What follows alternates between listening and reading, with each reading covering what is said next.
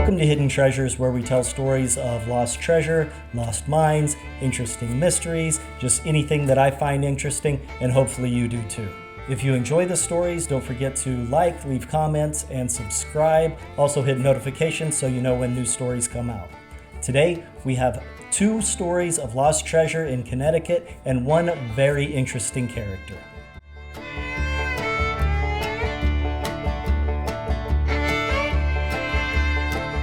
In the 1880s, 2 brothers were hunting in Litchfield County, Connecticut.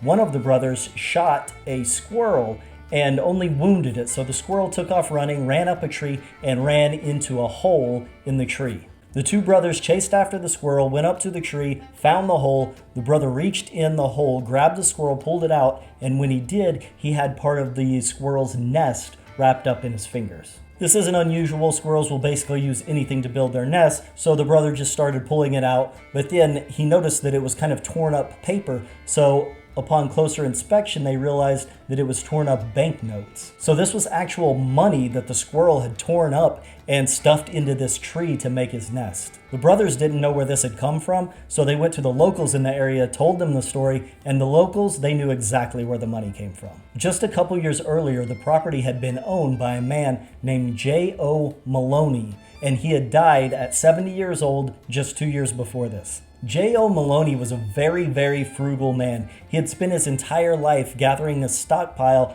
of money that he just never spent. He also didn't trust banks, so anytime he was going off to buy anything, the people who lived around him noticed that he would hike off into the woods and come back, and then he would have money and he would go out and buy whatever he needed. So the locals, even though they didn't know exactly where his money was, they knew that he kept it in what he called, quote, a safe place. However, O.J. Maloney was better known for not having these banknotes, but for having gold and silver coins that he hid in the woods behind his property. This property is just outside the town of Morris, near the intersection of I-61 and I-109.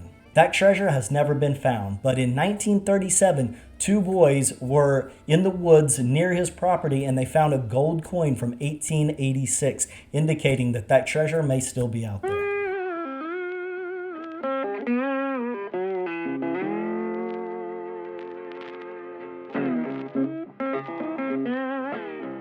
If you lived between the Connecticut River and the Hudson River between 1857 and 1889, you would have no doubt come across the Leatherman. The Leatherman was either French or French-Canadian, and he spoke French, but he barely spoke broken English. So his interactions with people were basically grunts, or he would make noises. He kind of understood what people were saying, but wasn't confident in his English. And when he did speak broken English, it was only because he had to. He was dubbed the Leatherman by all of the locals in the area because he wore these handmade suits made of leather. The Leatherman became somewhat famous in the area because every 34 to 36 days he would arrive in specific towns in this loop, and he just traveled this same loop for over 30 years. This loop was 365 miles that he would just continually walk, and every 34 days he would complete the loop. During his treks, he would actually sleep in what were called Leatherman caves. These caves were basically just fallen rocks and any kind of cave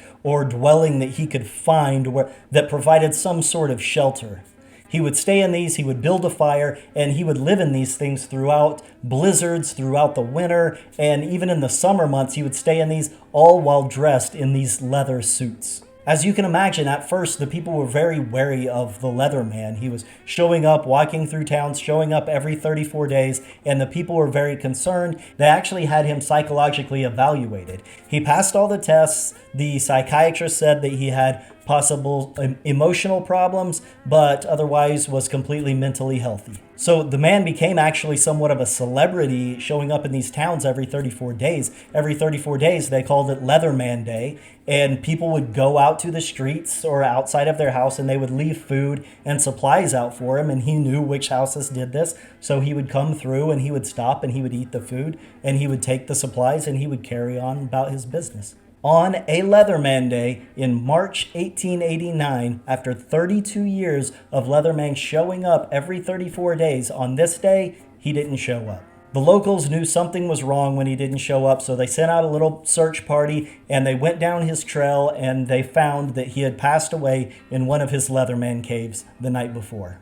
An autopsy revealed that he had most likely died from cancer from chewing tobacco that he had always had with him. So he traveled this 365-mile course every 34 days for 32 years, and that entire time everyone knew who he was, but not a single person knew his name. After the Leatherman passed away, the locals buried his body, but they didn't know his name, so they just stuck a pipe in the ground as a headstone for his grave. And now he has a new grave, since that's been moved, with a headstone that simply reads, "The Leatherman."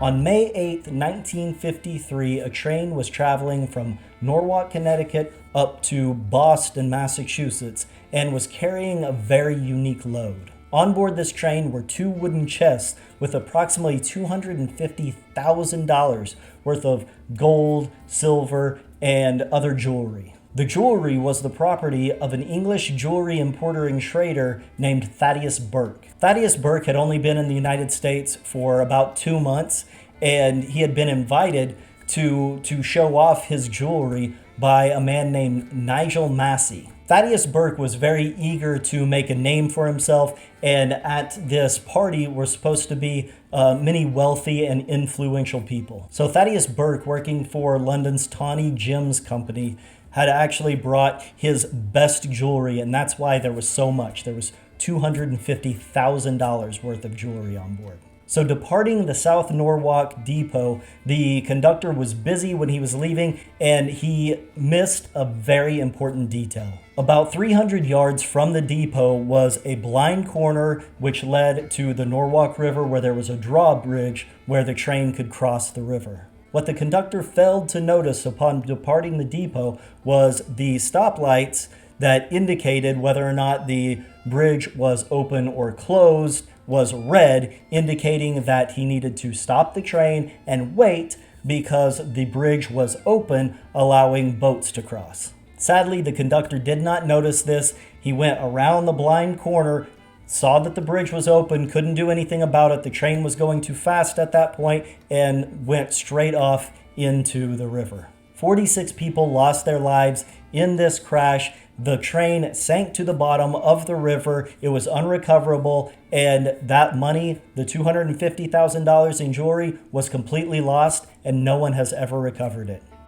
Thanks for watching. I hope you enjoyed the stories. If so, don't forget to hit the like, leave comments, subscribe, hit notifications so you know when the next video comes out. Thanks for watching.